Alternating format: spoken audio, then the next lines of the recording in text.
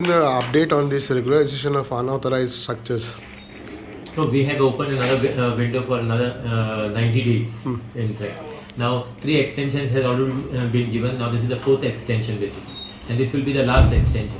So people basically should take advantage of this as far as that unauthorized construction of regularization of unauthorized construction is concerned. So now we have opened a window for another 90 days, and this will be basically the final. There will be no more further extension. Okay. So within this 90 days, whoever has missed out basically should file their listing with the deputy collectors. Okay. So any data like how many unauthorized structures are there in Goa like this? No, see, I cannot tell you offhand how many.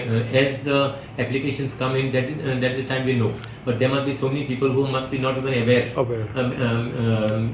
that government has come up with this basically amendment as far as to regularize the unauthorized construction. Now that this 90 days period starts from when?